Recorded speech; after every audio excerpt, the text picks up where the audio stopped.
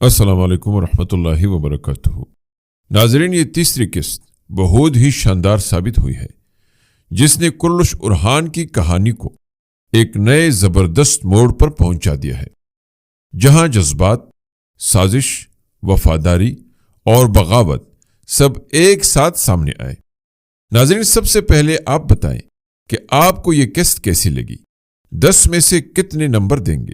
Comments میں ضرور لکھیں، کیونکہ آج ہم تفصیل سے جانیں گے کہ اس قسط میں ہوا کیا اور اس کے اندر چھپا ہوا اصل پیغام کیا ہے۔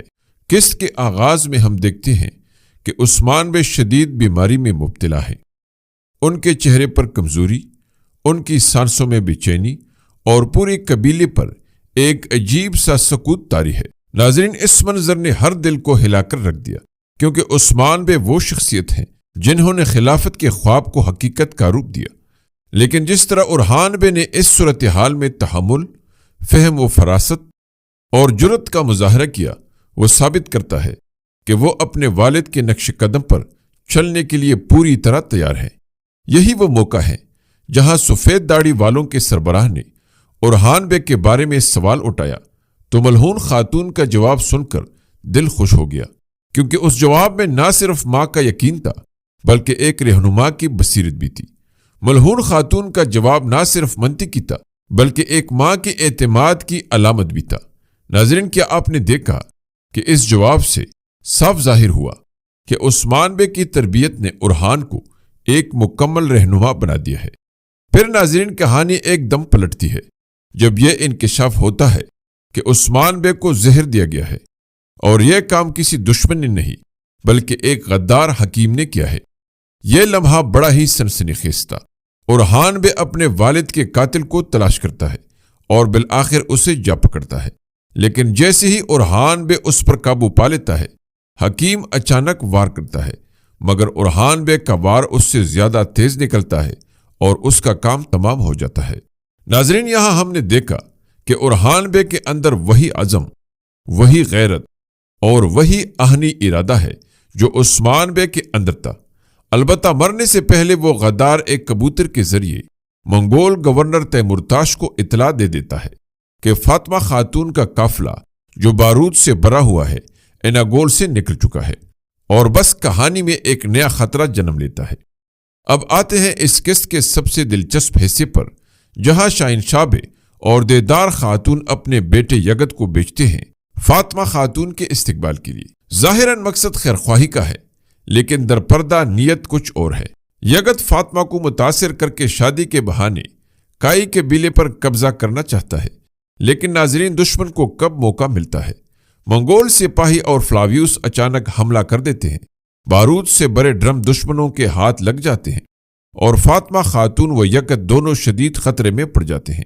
اسی لمحے ارحان بے شیر کی طرح وہاں پہنچتا ہے، منگول سپاہیوں کو موت کے گھاٹ اتارتا ہے، اپنے لوگوں کو بچاتا ہے اور فاطمہ خاتون کو کہہ دیتا ہے کہ وہ فوراً قبیلے چلی جائے، جبکہ وہ خود دشمن کے تعاقب میں نکل پڑتا ہے تاکہ عثمان بے کے زہر کا تریاق حاصل کر سکے۔ ناظرین، یہی وہ مقام ہے جہاں ہم ارحان بے کی قیادت، قربانی اور بہادری دیکھتے ہیں، اور ثابت ہوتا ہے کہ ارحان بے ایک سچا وارث ہے، ایک ایسا فرزند جو اپنے باپ کے خوابوں کی حفاظت کے لیے اپنی جان داؤ پر لگا دیتا ہے۔ اب ناظرین، قسط کا دوسرا بڑا منظر شروع ہوتا ہے۔ شاہنشاہ کا کیل جو بظاہر ایک وفادار سردار دکھائی دیتا ہے، لیکن در حقیقت ایک چالاک اور موقع پرست شخص نکلتا ہے۔ وہ علاؤدین بے کو ورغلاتا ہے کہ فوج کے ساتھ برسا پر حملہ کیا جائے۔ اس کی نیت یہ نہیں کہ سلطنت بڑھے، بلکہ وہ چاہتا ہے کہ ارحان بے اور علاؤدین بے کے درمیان اختلافات کی یہ آگ مزید بڑھے، لیکن چونکہ ارحان بے اس کی سازش کو بام چکا ہوتا ہے، وہ جانتا ہے کہ دشمن اتحاد بنا چکے ہیں، منگول، بازنطینی اور مخالف ترک قبیلے سب ایک ہو چکے ہیں، اس لیے اگر برسا پر حملہ کیا گیا تو یہ خودکشی کے مترادف ہوگا۔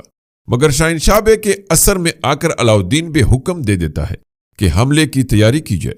ناظرین، یہاں ارحان بے کا غصہ دیدنی تھا۔ وہ میز پر ہاتھ مارتا ہے اور سب کو للکارتا ہے اور کہتا ہے کوئی حملہ نہیں ہوگا ورنہ انجام برا ہوگا۔ ناظرین، یہ جملہ صرف ایک انتباہ نہیں بلکہ ایک رہنما کی للکار تھی۔ کیونکہ ارحان بے جانتا ہے کہ جنگ صرف تلوار سے نہیں جیتی جاتی بلکہ عقل، اتحاد اور تدبر سے فتح حاصل ہوتی ہے۔ اور ناظرین، بعد میں ایک اور اہم کردار سامنے آتا ہے، دمرل، جو بازنطینی لباس میں دشمن کی صفوں میں ارحان بے کے خاص جاسوس کے طور پر گھس چکا ہے۔ اس کا مشن ہے برسا قلعے کے خفیہ سرنگ والے راستے کا پتہ لگانا۔ یہ کردار قسط میں نہایت اہمیت رکھتا ہے کیونکہ مستقبل کی جنگ اسی خفیہ راستے پر منحصر ہوگی۔ ناظرین، یہی وہ جگہ ہے جہاں سیریز اپنے اصل تاریخی رنگ میں داخل ہو رہی ہے، کیونکہ ناظرین یہ جنگ صرف تلواروں کی نہیں بلکہ حکمت اور جاسوسی کی بھی ہے۔ ناظرین، کس کا سب سے طاقتور منظر تب آتا ہے جب ارحان بے تنہا منگول قرارگاہ میں داخل ہوتا ہے، فلاویوس پر تیر والے بندوق تانتا ہے اور اپنے والد کے لیے زہر کا تریاک مانگتا ہے۔ یہ لمحہ خالصتاً بہادری، عشق اور عقیدت سے بھرا ہوا ہوتا ہے۔ لڑائی چھڑ جاتی ہے، ارحان دھماکہ کر دیتا ہے، فلاویوس بھاگ نکلتا ہے اور منگول کمانڈر زخمی ہو جاتا ہے۔ اس طرح ارحان اپنی جان پر کھیل کر تریاک حاصل کر لیتا ہے۔ ناظرین، جب وہ خون و کیچڑ میں لت پت ہو کر قبیلے واپس پہنچتا ہے اور تریاک عثمان بے کو دیا جاتا ہے تو وہ منظر یقیناً ہر دیکھنے والے کی آنکھ کو نم کر گیا ہوگا۔ ناظرین، عثمان بے کا ٹھیک ہو جانا صرف ایک علاج نہیں تھا بلکہ کئی قبیلے کی امیدوں کا دوبارہ زندہ ہو جانا تھا۔ ارحان بے اور علاؤدین بے ایک دوسرے سے گلے ملتے ہیں، تمام غلط فہمیاں دور ہو جاتی ہیں اور قبیلے میں پھر سے اتحاد کی فضا قائم ہو جاتی ہے۔ ناظرین، قسط کے اختتام پر ہم دیکھتے ہیں کہ قبیلے میں جشن ہے، کئی خاندان میں ہنسی و خوشی کی انتہا ہے۔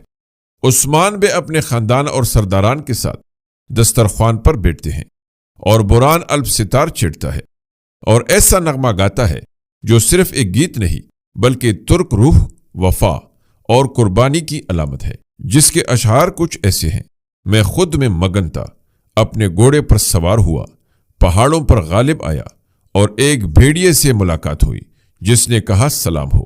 ناظرین، یہ نغمہ اس پوری قسط کا خلاصہ ہے، ایک ایسی قسط جو دکھ، سازش، محبت اور وفا سے لبریز تھی۔ یہ قسط صرف کہانی نہیں سناتی بلکہ ہمیں یاد دلاتی ہے کہ ایمان، عقل اور اتحاد ہی وہ طاقتیں ہیں جو کسی قوم کو زندہ رکھتی ہے۔ تو ناظرین، آپ کو کیا لگتا ہے، کیا شاہنشاہ آئندہ بھی سازش کرتا رہے گا؟ کیا گونجا کے ہوش ٹھکانے آ چکے ہیں؟ اور کیا دمرل برسا قلعے کا خفیہ راستہ تلاش کر پائے گا؟ کمنٹس میں اپنی رائے ضرور دیں۔ امید ہے کہ آپ کو ہماری یہ ویڈیو ضرور پسند آئی ہوگی، اس لیے لائک ضرور کیجیے۔ ملتے ہیں اگلی دلچسپ اور معلوماتی ویڈیو میں، تب تک اللہ نگہبان۔